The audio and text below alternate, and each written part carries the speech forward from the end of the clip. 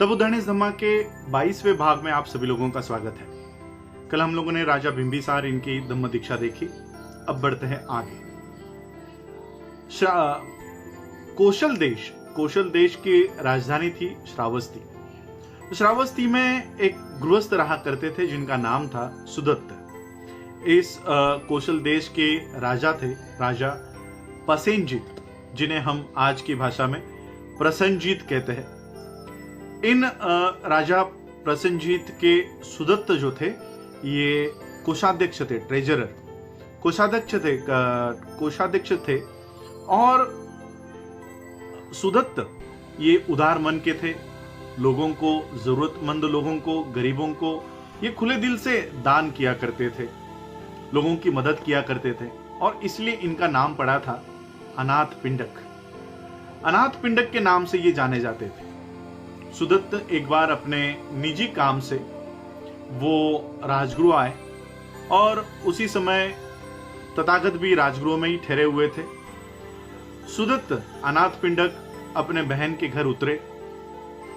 बहन के घर उतरने के बाद उन्होंने देखा कि उनके घर में कई सारे व्यंजन पकाए जा रहे हैं, खाना बनाया जा रहा है। उनके बहन के पति जो थे वो राज्य के टकसाल के मुखिया थे। तो उन्होंने उनको पूछा कि क्या आपके यहाँ पर किसी की शादी है या राजा आने वाले हैं? इतने सारे व्यंजन, इतना सारे पकवान क्यों बनाए जा रहे हैं? तो उन्हें पता चला, अनाथ पिंडक को पता चला कि तथागत बुद्ध और उनका संघ, भिक्खु संघ, ये भोजन दान का कार्यक्रम उनके लिए रखा गया है और भोजन की व्यवस्था हो रही है। तो जब अनाथ पिंडक को तथागत बुद्ध के बारे में पता चला तब वो रात को ही बुद्ध जहां पर ठहरे हुए थे वहां पर गए। बुद्ध जहां पर ठहरे थे वहां जाने के बाद बुद्ध ने देखा अनाथ पिंडक आ रहे हैं। अनाथ पिंडक के निर्मल मन को उन्होंने पहचाना और फिर कुशल क्षम पूछने के बाद, एक दूसरे की खुशहाली पूछने के बाद अनाथ पिंडक वहां बैठ गए।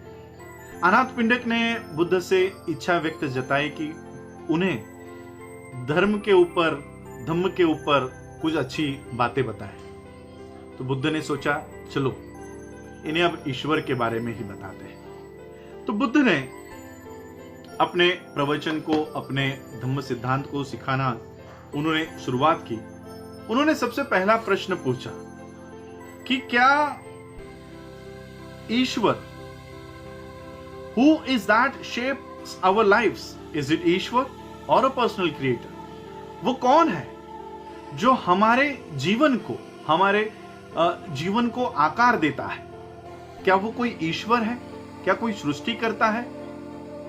अगर वो ईश्वर है, अगर वो सृष्टि करता है, तो हम सभी जीवों को, पृथ्वी पर जीने वाले हर एक जीवों को उस शक्ति के आगे हम लोगों को झुकना पड़ेगा।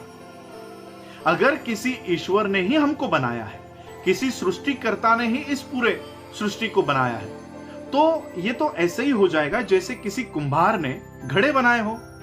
तो हम लोगों को उसके आगे ही नतमस्तक होना पड़ेगा। और अगर ये पूरी दुनिया, ये पूरी सृष्टि का निर्माण अगर किसी ईश्वर ने किया है, तो फिर इस दुनिया में जो पाप है, इस दुनिया में जो दुख है, कैलेमिटी, आपत्ति, जैसे आज इस पूरे विश्व पर एक आपत्ति आई हुई है, तो इस आपत्ति का निर्माण भी ईश्वर ने ही किया है। अगर सही में इस विश्व का, इस सृष्टि का निर्माण किसी ईश्वर ने किया है, तो इस विश्व में सभी दुखों का निर्माण, सभी आपत्तियों का निर्माण और सभी पापों का निर्माण ये ईश्वर ने ही किया है। ईश्वर ही उसका कर्ता धर्ता है और वो ही सभी अच्छे कर्म और बुरे कर्म वो ही करता है।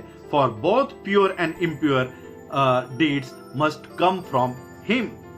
और अगर ऐसा नहीं है तो इसके पीछे कोई और वजह है, और इसलिए ईश्वर की जो कल्पना है ये हमें फेंकनी चाहिए। ईश्वर नाम की कोई चीज इस विश्व में अस्तित्व में नहीं है। कोई ब्रह्मा नहीं है। अगर ब्रह्मा ने ही हमको बनाया होता तो फिर ब्रह्मा ने, अगर ब्रह्मा ही इस सृष्टि का कर्ता धर्ता है, तो फिर सभी इसका कोई ना कोई कारण होना चाहिए. Again it is said that the absolute can not be a cause. Brahma ये सभी चीजों का कारण नहीं हो सकता. All things around us come from a cause as the plant comes from a seed. सभी जो चीज हमारे आजू बाजू में है, अगल बगल में है, ये किसी ना किसी कारण से उत्पन्न हुई है. जैसे एक पेड़ निर्माण होता है एक बीज से, उसी तरह से सभी चीज किसी ना किसी कारण से निर्माण हुई है. ऐसे कैसे हो सकता है? How can the absolute be the cause of all things alike. सभी समान दिखने वाली चीजों का ब्रह्मा उत्पत्ति करने वाला, सृष्टि कर उसका निर्माता कैसे हो सकता है? If it pervades them then certainly it does not make them. इसलिए ब्रह्मा ने इस विश्व को नहीं बनाया है. Again it is said that self is the maker, but itself is the maker. Why did he not make things please. और ये कहा जाता है कि ब्रह्मा ये सृष्टि करता है, और अगर ब्रह्मा ये सृष्टि करता है तो उसने सभी चीजों को सुखकारक क्यों नहीं बनाया, प्लेजेंट क्यों नहीं बनाया? The causes of sorrow and joy are real and objective. इस विश्व में जो सुख है और जो दुख है, सॉरो और जॉय, ये वास्तविकता है, ये सच्चाई है. और ये सच्चाई how can they be made by self. और ये सच्चाई ब्रह्मा कैसे बना सकता है? Again if you adapt the argument there is no maker और fate in such as there is no causation, what use would there be in shaping our lives and adjusting means to end. इस विश्व में कोई भी ऐसी वस्तु नहीं है जो ब्रह्मा ने बनाई है. और इसलिए जब हम ये बहस करते हैं, therefore we argue that all things exist are not without cause. इसलिए हम ये मानते हैं कि कोई भी चीज बिना कारण के उत्पन्न नहीं हुई है, बिना हेतु के उसका जन्म नहीं हुआ है. इसलिए कोई ईश्वर नहीं है, कोई ब्रह्मा नहीं है, वहां कोई सृष्टिकर्ता नहीं है, और कोई भी चीज बिना कारण के निर्माण नहीं होती. ये हमारे अच्छे कर्म और बुरे कर्म ही है जो कुशल और अकुशल, सुख और दुख का निर्माण करता है. But our deeds produce results both good and bad, evil. ये हमारे कर्म ही है जो अच्छे और बुरे रिजल्ट्स, बुरे निर्णय देता है. The whole world is under the law of causation. पूरा विश्व ये समुत्पाद के कारण कार्य भाव के सिद्धांत पर, law of cause and effect. हम लोगों ने वो पिछले एपिसोड में देखा था, law of cause and effect, कार्य कारण भाव. जब तक कारण नहीं है तब तक कोई कार्य नहीं होता. तो उसी तरह से इस कानून पर ही ये पूरा विश्व चलता है. और इसलिए हम लोगों को ईश्वर में, ईश्वर से प्रार्थना करने में, ईश्वर में लीन रहने से, ब्रह्मा से कोई मांगने से,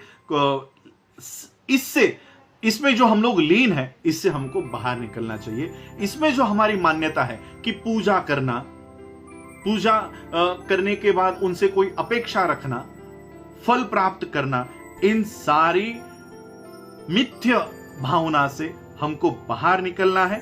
late us not lose ourselves in vain speculation of profitless subtleties, जिससे कोई लाभ नहीं है, जिससे किसी तरह का हमको लाभ नहीं होने वाला. इस तरह के पूजा अर्चा से हमको बाहर निकलना है. Let us surrender self and selfishness and all things are fixed by causation. Let us practice good so that good may result from our action. हम लोगों को केवल और केवल अच्छाई का पालन करना है ताकि अच्छे कर्म का हमको वो मुबदला, वो रिटर्न्स हमको मिल सके. इस तरह से अनाथ पिंडक को बुद्ध ने ये सारी बातें समझाई. और अनाथ पिंडक ने कहा, I see the truth of what the blessed one had said and I wish to open my whole mind. Having listened to my words, let the Lord advise me what should I do. अनाथ पिंडक ने कहा कि आपके धम्म की ये सच्चाई मुझे आज पता चली है और मेरा जो मन है वो अब खुल गया है। मैं आपको मेरी कुछ बातें बताना चाहता हूं, ये बातें सुनकर आप मुझे मार्गदर्शन करें। और फिर अनाथ पिंडक ने कहा कि my life is full of work, मेरे जीवन में बहुत काम है, मेरे पास बहुत संपत्ति है, मैं सभी लोगों से घिरा हुआ हूं जो मुझ पर निर्भर है,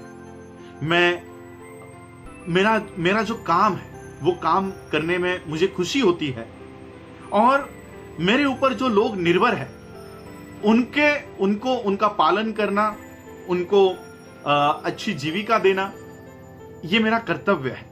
Many people are in my employ and depend upon the success of my enterprise. बहुत सारे लोग मेरे सफलता के ऊपर निर्भर है, उनकी जीविका मेरे व्यवसाय के सफलता पर निर्भर है।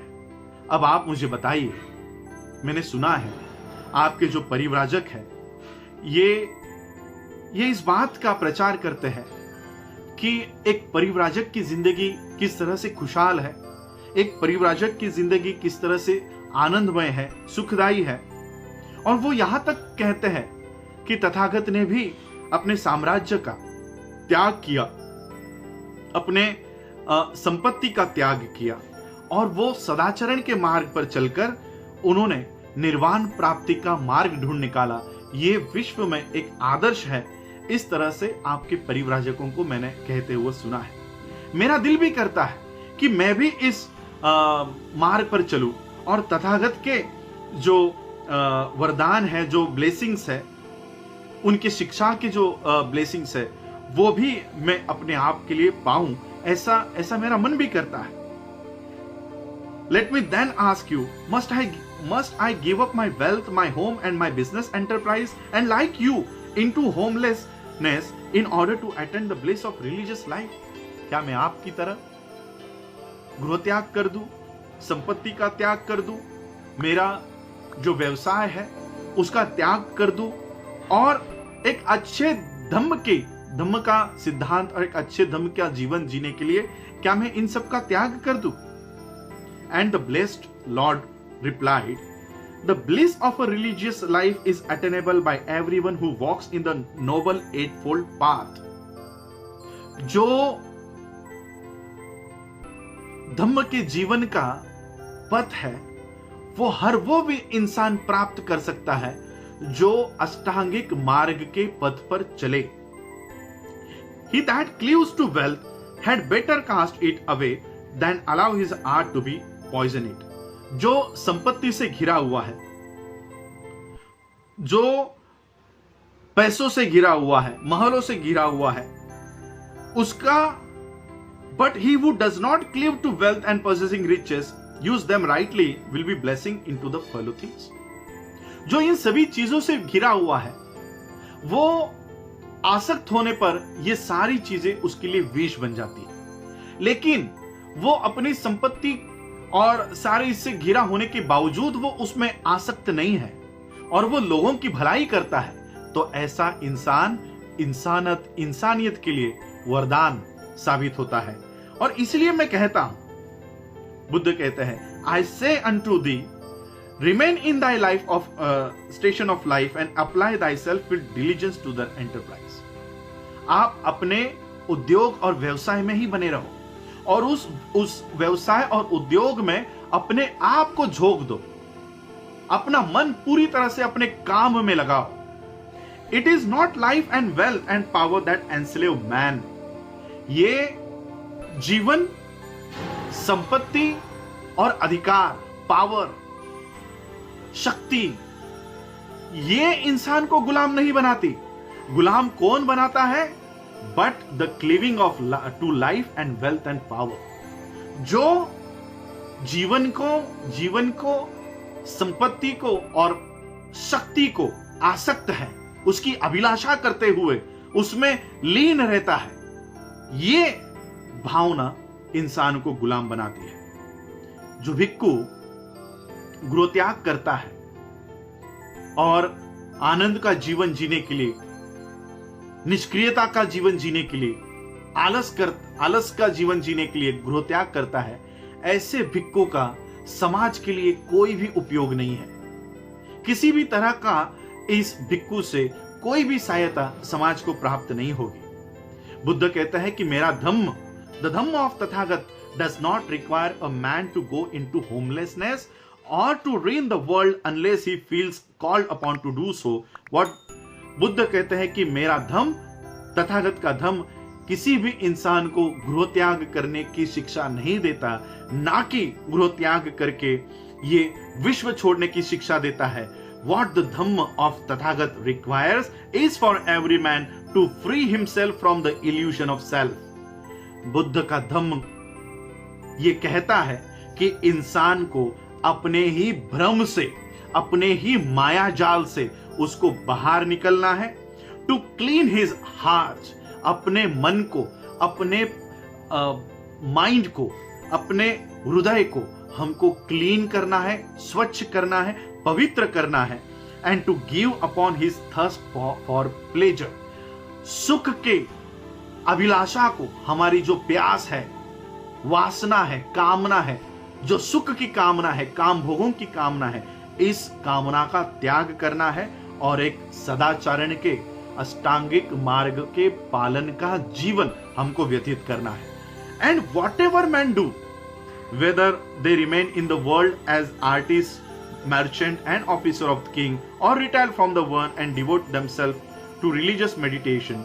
बुद्ध कह रहे हैं कि इंसान चाहे कुछ भी करे, चाहे वो शिल्पकार बने, चाहे वो ऑफिसर यानी कोई पदाधिकारी हो राजा के कार्यालय में, या वो व्यवसाय करने वाला व्यापारी हो, कोई भी काम करे, हमको वो काम पूरी तरह से डिवोशन से हमको वो पूरा काम करना है। वो और चाहे वो पूरे विश्व से त्याग करके एक मेडिटेशन, परिव्राजक की जिंदगी क्यों ना बिताए। Let them put their whole heart into the task, उस काम में अपने आप को पूरी तरह से झोंक दो, अपना मन पूरी तरह से उस काम में लगाओ। Let them be diligent and energetic, अपने आप को उत्साही बनाओ और परिश्रम करने वाला इंसान बनाओ। इस तरह का काम आपको करना है। आपको इस तरह का जीवन बिताना है जैसे एक कमल पानी में रहते हुए भी वो पानी के बूंदों को अपने आप को छूने नहीं देता, वो पानी से खुद को अनछुआ रखता है। इस तरह का जीवन, एक सुखी जीवन बिताने के लिए आपको जीना है। If they struggle in life without cherishing envy और hatred, if they live in the world a life not of self but life of truth, then surely joy, peace and bliss will dwell into mind. Buddha कहता है अगर जीवन संघर्ष में वो बिना किसी से द्वेष किए हुए, बिना किसी से ईर्ष्या किए हुए अगर वो अपनी जिंदगी बिताते हैं, if they live in the world a life not of self, अगर वो स्वार्थी जीवन इस विश्व में नहीं जीते और सच्चाई का जीवन अगर वो व्यतीत करते हैं, तो निश्चित ही उनको सुख, जॉय, सुख, शांति, पीस और सुख और शांति उनके मन में ये वास करेगी। इस तरह का बुद्ध का धम्म ये उनको कहता है।